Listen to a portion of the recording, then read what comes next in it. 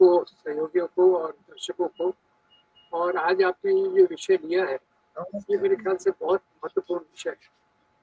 ये भारतीय राष्ट्रवाद बनाम हिंदू राष्ट्रवाद के बीच में जो संघर्ष चला आया है पिछले करीब 100 सालों से, सवा सालों से, उसकी परिणति के रूप में ये आया है।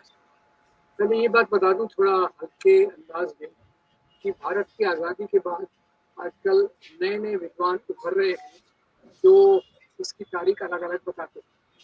सबको याद होगा कि सबसे पहले तो वो हमारी जो झांसी की रानी कंगना रनौत, उन्होंने बयान दिया कि भाई भारत को असली आज़ादी 2014 में मिले। फिर वो एक विक्रांत मेसी हैं जो अभी साबरमती रिपोर्ट लेकर आए, उन्होंने भी यही कहा कि 2014 के बाद हमें हिंदू पहचान मिली है। फिर तीसरा एक बड़े मजेदार था, एक कॉलेज की स्टूडेंट थी या जो थी, उसने कहा हमको आज़ादी मिली नहीं, जो आज़ादी मिली है वो 99 साल के लीज पे मिली है। खैर, ये मजाक की बात छोड़कर भागवत जी का जो सीरियस बयान है उसको जब आते हैं तो उन्होंने कहा कि 15 अगस्त 1947 में जो आज़ादी मिली वो केवल राजनीतिक आज़ादी थी, और जब भगवान राम की प्राण प्रतिष्ठा की गई तो वो सच्ची आज़ादी हमको मिली। अब उनके कहने का कारण क्या है? वास्तव में उन्होंने अपना दिल खोल के रख दिया कि हम कहाँ से आए हैं, हमारा उद्देश्य क्या है। छुपी छुपी बातें करते हैं, उसको मत जाइए। ये देखिए कि हमारे लिए हिंदू राष्ट्र की सबसे महत्वपूर्ण है। और 22 जनवरी 2022 में जो प्राण प्रतिष्ठा की गई वो हमारा आज़ादी का दिन है। इसके पहले क्या था? इसके पहले गुलामी चल रही थी। किसकी गुलामी चल रही थी? या तो पहले मुसलमान राजाओं की, ब्रिटिश लोगों को तो इनसे ज़्यादा प्रॉब्लम है नहीं क्योंकि उनके बताए हुए रास्ते पे चलते थे। और बाद में ये जो सिर्फ तथाकथित सेक्युलर पार्टियां हैं उसको भी ये गैर हिंदू मानते हैं। तो पहले हम समझ लें कि आरएसएस की विचारधारा के कारण ये जो उनका स्टेटमेंट है बिल्कुल मैच करता है।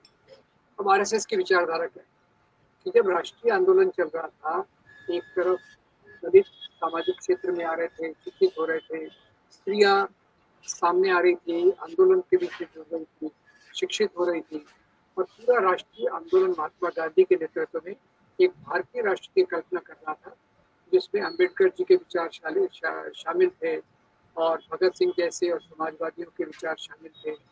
और राष्ट्रीय आंदोलन का सबसे दो तरफ से बना ये, इसके मैं तीन मुख्य पहलू बताता हूँ।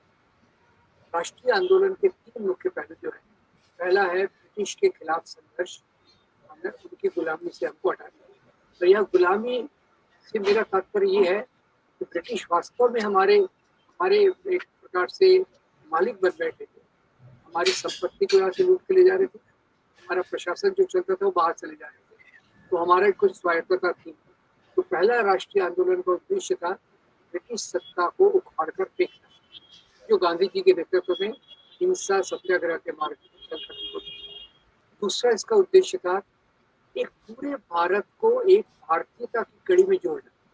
उसमें अब देखिए उत्तर में कोई बंगाल है, बंगाल इधर है, तमिलनाडु उधर है, केरल उधर है, कश्मीर इधर है, सबको जो जोड़ने का काम किया वो राष्ट्रीय आंदोलन किया। तीसरा जो महत्वपूर्ण काम था कि हमारे बीच में जो भेदभाव के मूल्य थे, भेदभाव के मूल्य, ऊंच नीच, एक वर्ण व्यवस्था, दूसरा स्त्री और पुरुष की ऊंच नीच, ये सब खत्म होने के रास्ते शुरू हो गए थे। अब ये जब शुरू हुआ तो जो पुराने सामंती वर्ग थे, राजा वर्ग थे, नवाब वर्ग थे, तो इससे डर महसूस हुआ कि भाई खुद को उनको लगता था कि भगवान या अल्लाह ने उनको सब अधिकार दिए हुए, और अभी तो दलित भी सामने आके कह रहे हैं हमको बराबरी चाहिए, औरतें कह रही हैं हमको बराबरी चाहिए।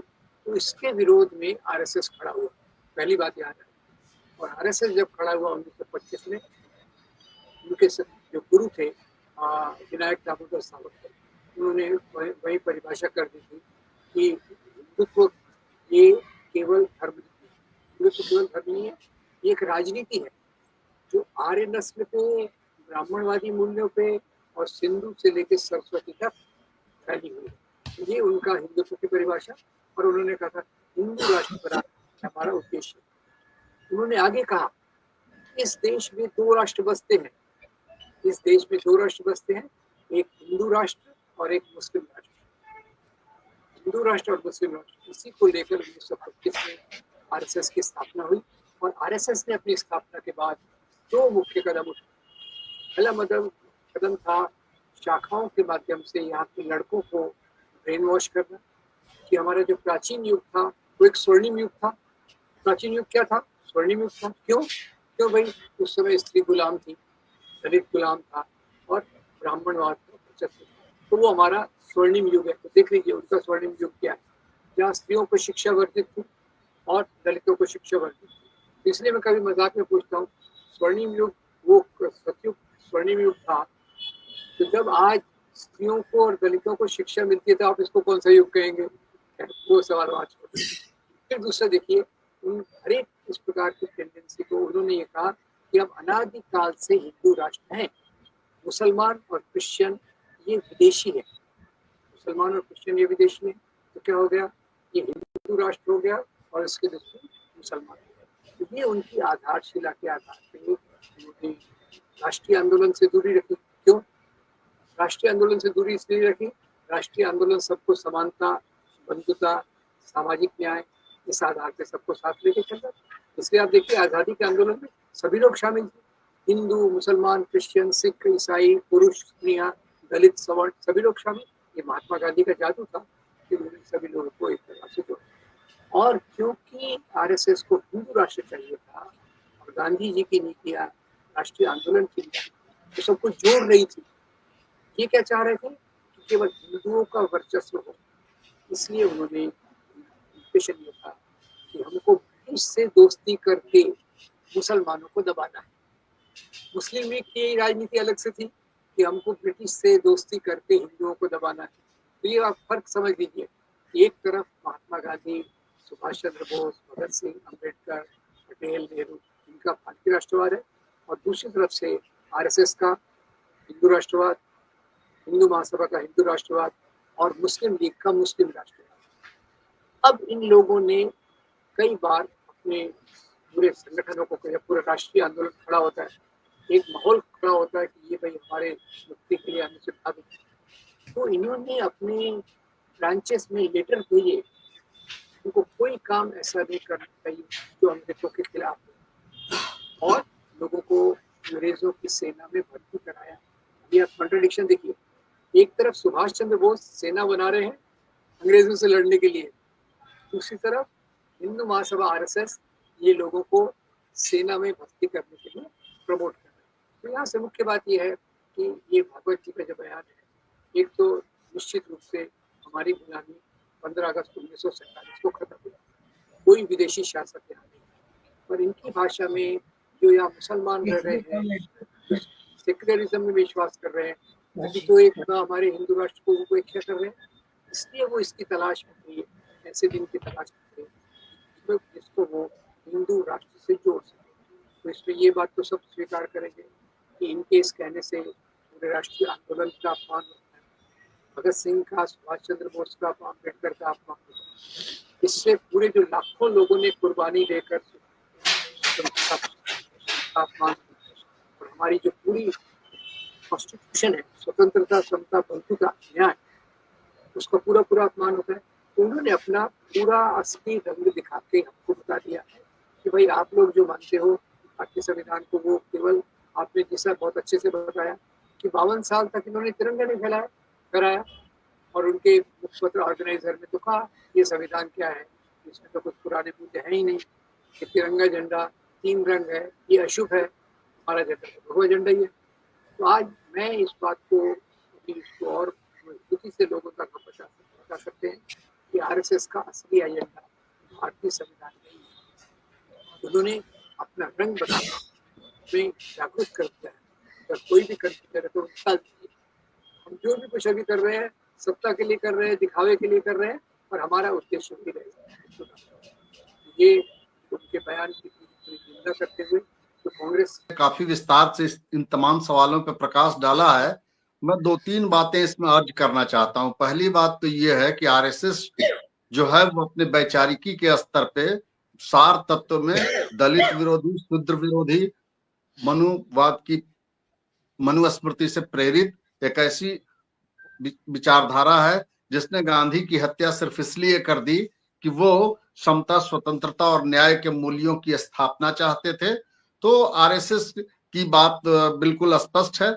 और पहले प्रेमचंद को मुझको याद आ रहा है, जिस जब कहा था उन्होंने कि सांप्रदायिकता को शायद नंगे आने में डर लगता है, इसीलिए वो अक्सर संस्कृति का खाल ओढ़ के आती है।